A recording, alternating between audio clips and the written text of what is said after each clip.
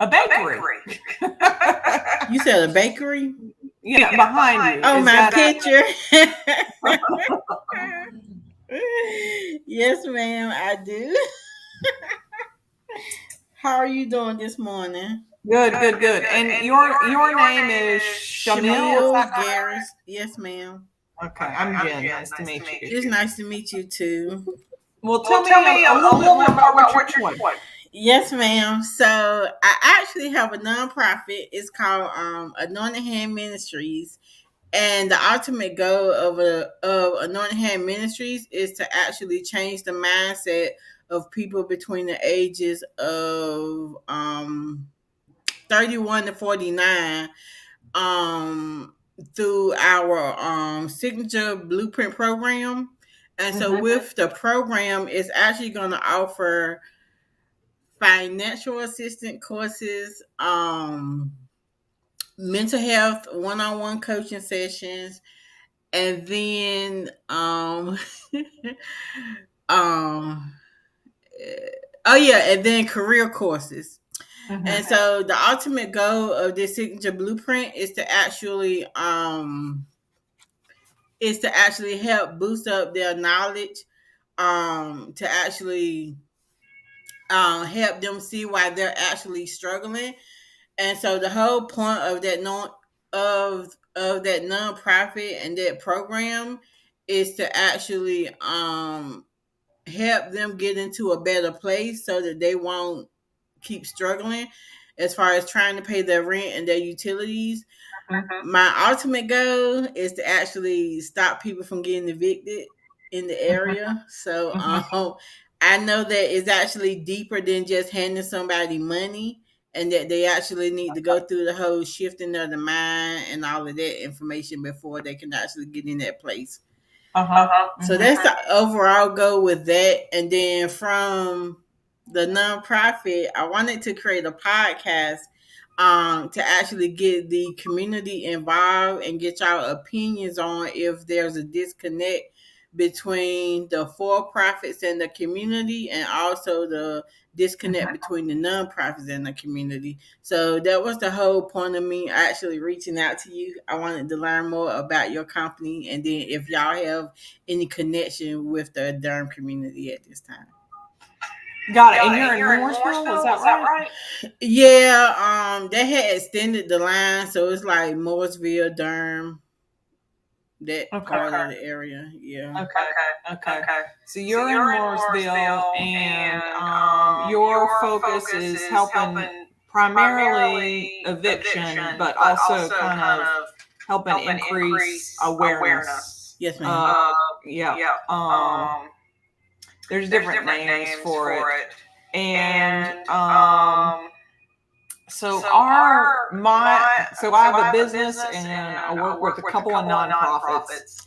And the idea behind what we're doing is creating templates for for-profit businesses to be motivated to help people within their communities with various needs, because we teach sport, and sport communities are a certain ladder that can help elevate the status of individuals by getting into better schools or going to college or things like that. So the idea is use the community to support people who find this sport, but don't have the privilege of the same background as the other people who will participate and who can go to tournaments or do different type of training. So my mission is, because I believe in democracy still, despite everything that's happened. But Americans, they seem to be motivated by their pocketbooks. And so the idea is to elevate the minds of communities into ways in which it becomes habit and natural for them to uplift their extending communities. So this is what my church did when I was growing up. But the church model, not everybody goes to church anymore. So how do we create models within communities that aren't necessarily faith-based, but they're good person-based? Yeah, I get it. Yeah. Because, the churches used to play a really vital role. And there are a lot of corrupt churches now. And people don't have faith in that, and people feel alone.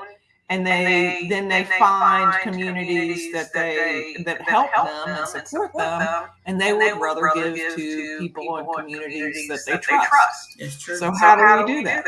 So how do we do that? So I'm stubborn. And I think that, there's an opportunity for change here. One community at a time. The Durham folks that I've been working with is there's a couple of groups, but Elevate with Trey, he's got a nonprofit called Operation Elevate. And he's connected with a pretty large African American church. But Elevate with Trey is who I would look at. And so what I've been doing is trying to connect sport communities. Okay. And so I've been pressuring the Durham Sports Commission. They have come up with funding. It's called Durham One. If you go to the Durham Sports Commission website, they actually have a way that you can apply for funding to support kids in sports. So I pushed heavily for that. I'm kind of riding Duke and UNC and trying to connect Central in a way that we can create a team leadership program through all the different sports organizations, both public and private, because I feel like the division between the charter, the public, and private have only increased tensions and not, it's like we were on the right path and now we're not on the right path. That's true. Yeah. So how do we, I feel like sport is a way to correct it, kind of accidentally, but intentionally. Yeah. Does that make sense? It makes perfect sense. Yeah. And I like your idea of actually connecting the different types of sports and bring it all together, because I think that can have a big impact. Because a lot of people, I know when I was at Central, we really didn't hear anything about fencing. Never knew about it, never heard about it until I was there. Yeah. And Duke and UNC both have fencing programs. There's no reason Central can't. Right. And it would be very easy to implement that, but Central has to decide, what it wants to be in 20 or 30 years. There's a lot of money being pumped into Central, but Central has to decide what it wants for itself. And that's to the leadership. But the fencing community is, ready to help implement building a fencing team there. That would be an example of what my nonprofit would do, would be to raise money to build a team at Central. So but all the leaders have to have a vision. There has to be a plan. But having a team would be a great integrating way to evolve. But I don't know the answers. I'm just saying that that's a possibility. Yeah, I love that. I never fenced before, but I would love to try it. I tried anything once. Are you still involved with Central at all, or? I tried to get involved with Central. It just has not worked out yet. I used to volunteer to do the eagle pinning ceremonies for the freshmen that was coming in. Me and my friend used to do it because we're graduates and alumni of the school. And so that was one of the ways I was helping to give back. But I haven't done it because of this whole COVID thing. So I haven't been participating in much. Yeah. So you're just running this nonprofit, and have you been doing it for a while, or are you trying to get it off the ground? Trying to get it off the ground. So the vision came to me in 2016, but because I was nervous and I let fear pretty much take control of my life, I had a hard time trusting and believing that I could do this.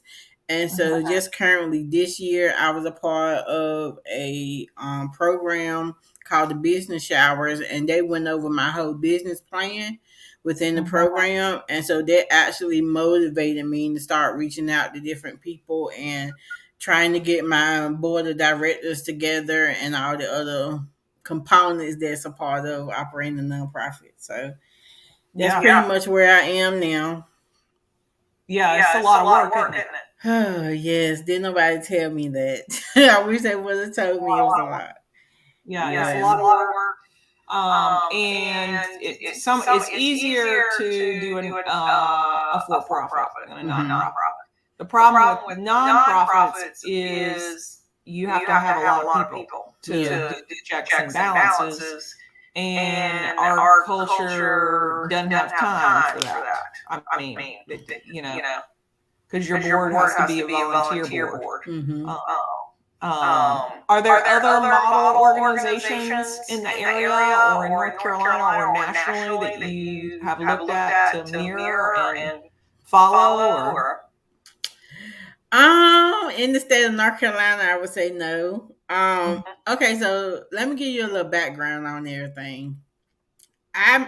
So the person that I'm trying to help is pretty much people like myself. I have been that person that struggled to try to get certain bills paid and having to reach out to all these different nonprofits and churches and all of the other organizations and agencies to try to get help. And I've been unsuccessful. So if I've been unsuccessful, I can just imagine the millions of people in the city of Durham or county of Durham that's actually struggling too. So to say that I found the nonprofit that I could mirror, I would say I have not. I feel like a lot of these nonprofits need a lot of work, and I really want us to get together because I feel like it's strength in numbers.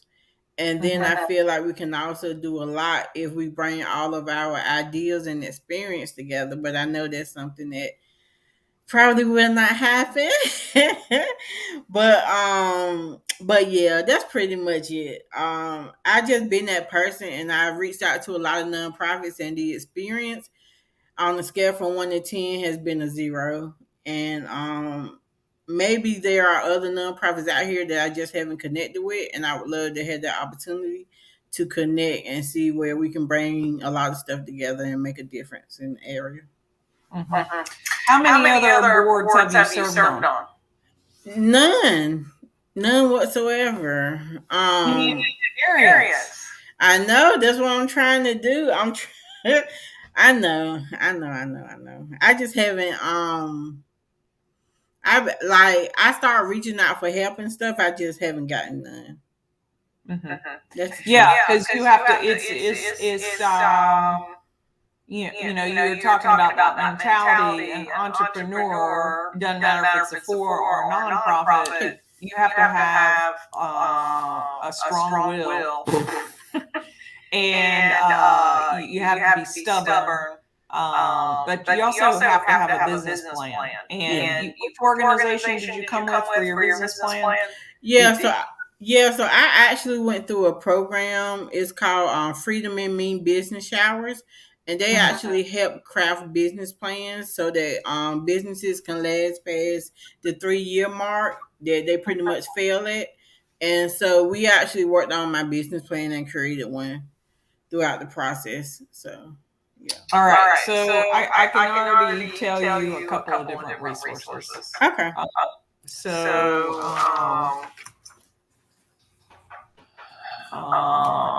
Let me look. So this is an organization that has helped me tremendously. Okay. All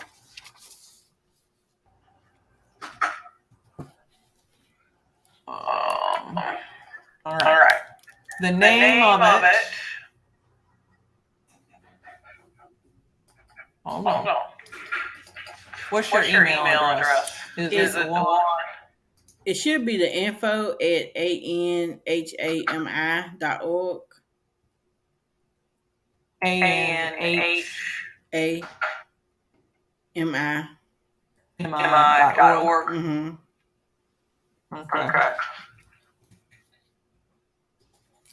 So this is a free resource. Okay. And you need to call them. I have referred at least one other person to them. Okay. And they said it was a huge help. Okay. And the are you still in contact with the group that's been helping you?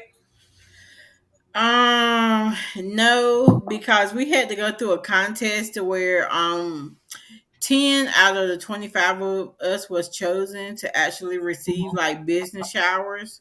They were giving out like resources that could help us along our way, and unfortunately I was not chosen.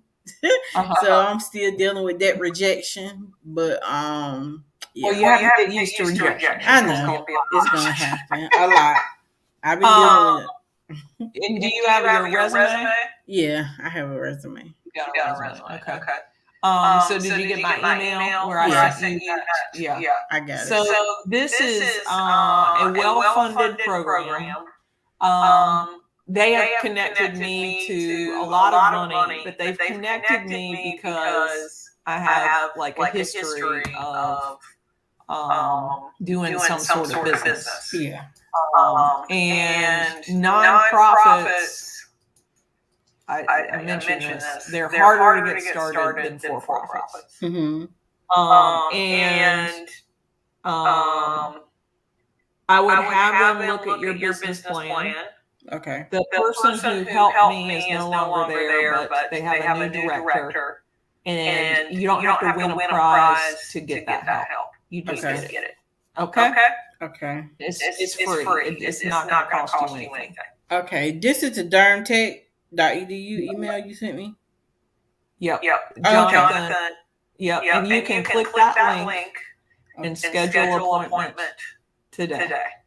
Okay. And they will unlock resources. And you can. My suggestion is that you. I'll tell you how I use them. And I'll tell you how I will use them in the future. I get stuck.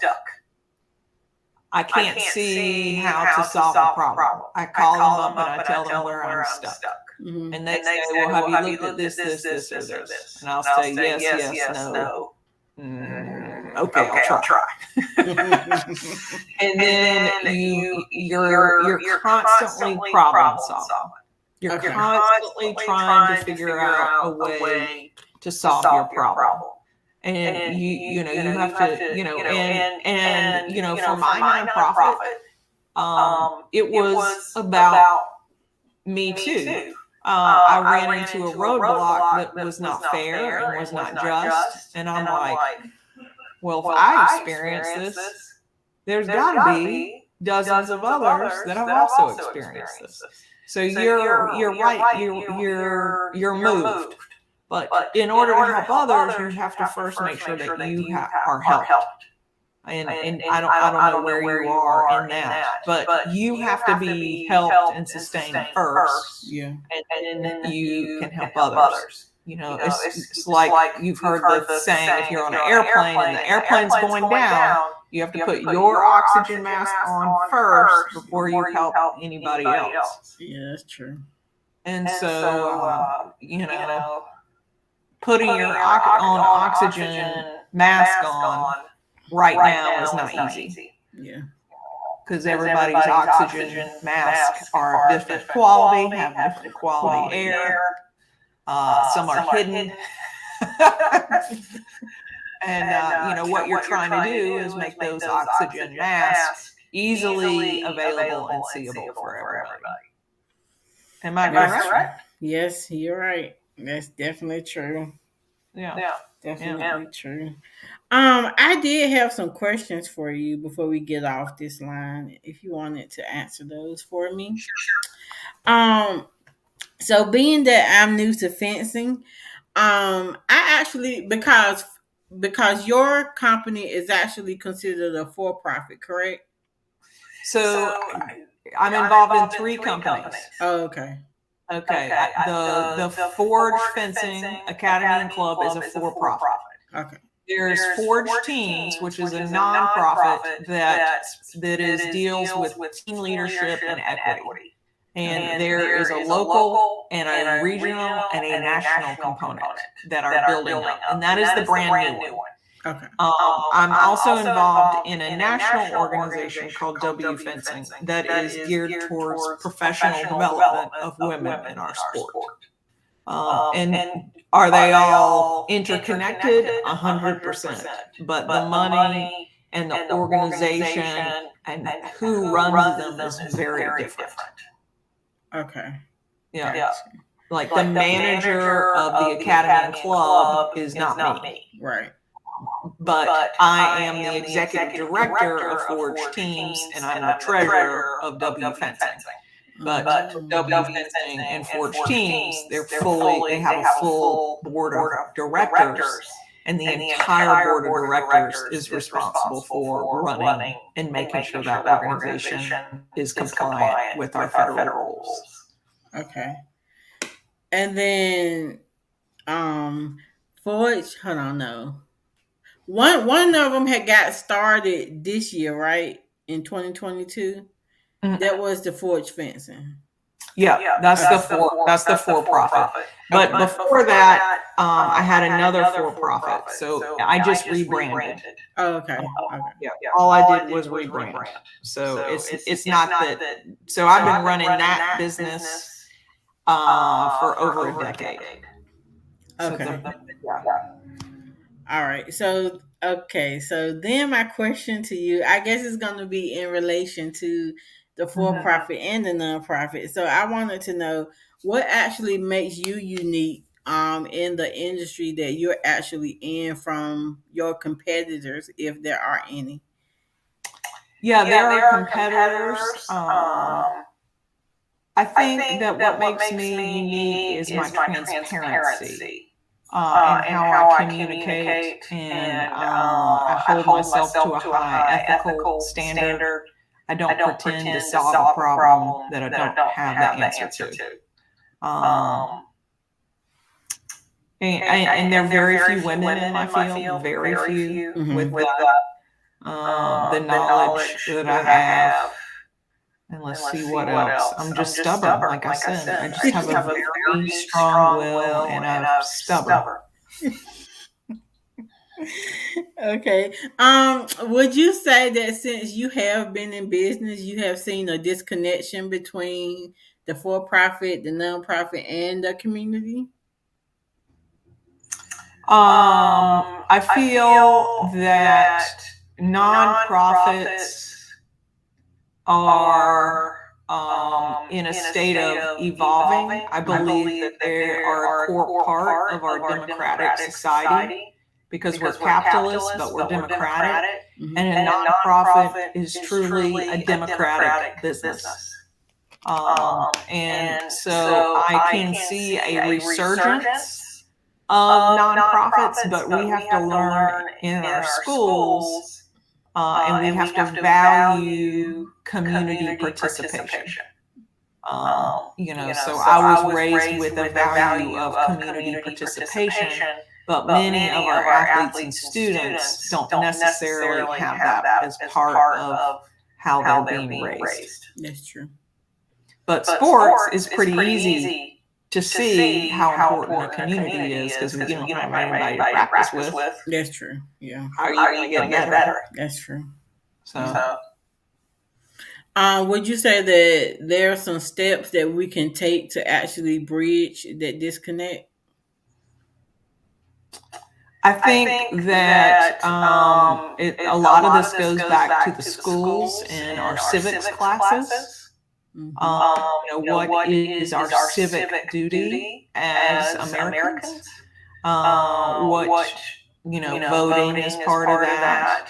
Volunteering in your community is part of that. If you don't have time to volunteer, you donate money. And it becomes part of our stewardship to our community. And that has to be an American value. It has to replace that rogue individualism. Yeah. Yeah, that's true. Um, so what actually made you start and get into the whole fencing industry? I took a class when I was a student at Carolina, Mhm. and I liked what it offered me. It helped me develop as an individual, and then I just never left it. It was addicting. Okay, got you. Um, okay, so what percentage of the community would you say have been a part of the fencing community? Would you say like 50%, 80%?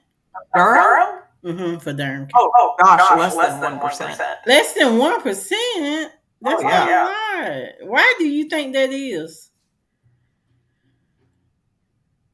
Well, we're a town of about 350,000 in Durham, Yeah. and we have 150 members.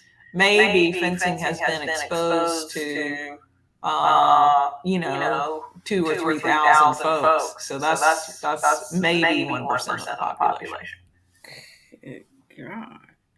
And so you were saying earlier that you would like to get in certain spaces so that you can put fencing out there. Do you actually think that that would be a positive for you since only 1% of the population is involved in fencing?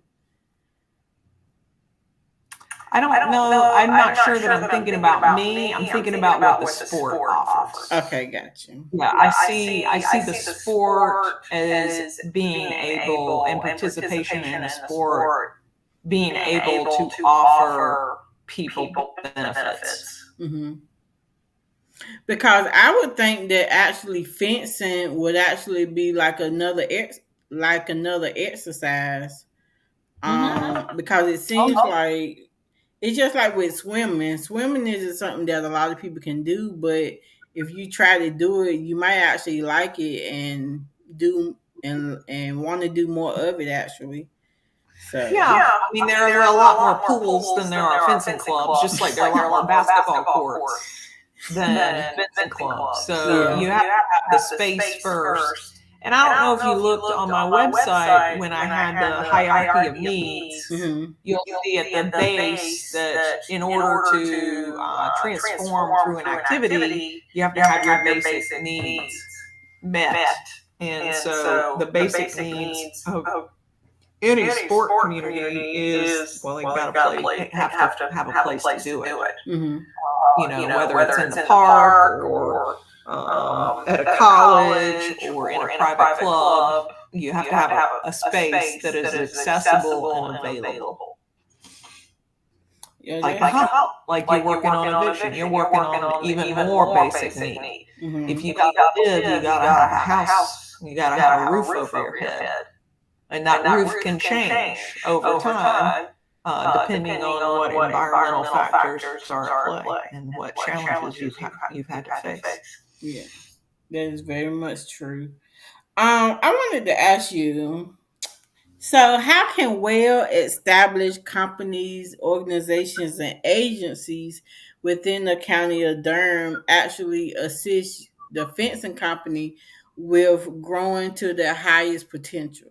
What do you think they can do?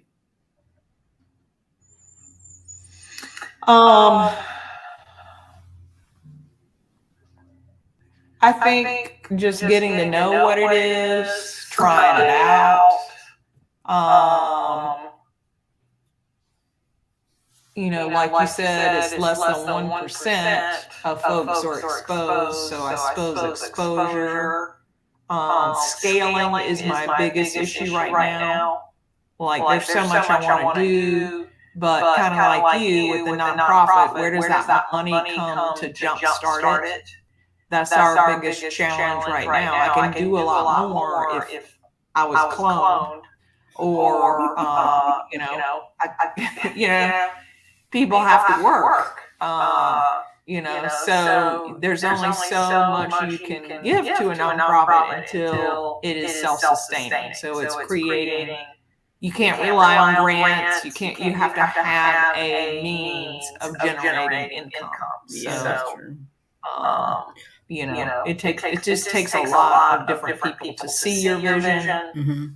And as the vision gets more clear and there's more exposure, I think it's going to be great. It's scalability. That's the answer. Scalability. So would you say that so as far as your company, have y'all tried doing like any fundraisers or like doing a crowdfunding, anything like that? Have y'all been successful with that? I set a goal of 250,000 and we fundraised about 60,000. Oh, okay. So I think that's a pretty good start. Yeah, that's good. That's real good. Yeah. But there's still a lot more that can be done. And we're like in the facility, lockers have been purchased, so the locker rental fees are going to go to the nonprofit. So started to create a revenue source of how people can give but receive a benefit. Yeah. Does that make sense? Mm-hmm. That do make sense. Do y'all actually offer like a trial or anything for people that would want to come out and try it out? Well, you can just come and I'll show you. You just let me know when you want to come and I'll suit you up and you can hit me. So. Okay, but we do with different, like if you're nonprofit, say you've got a group of people. Yeah.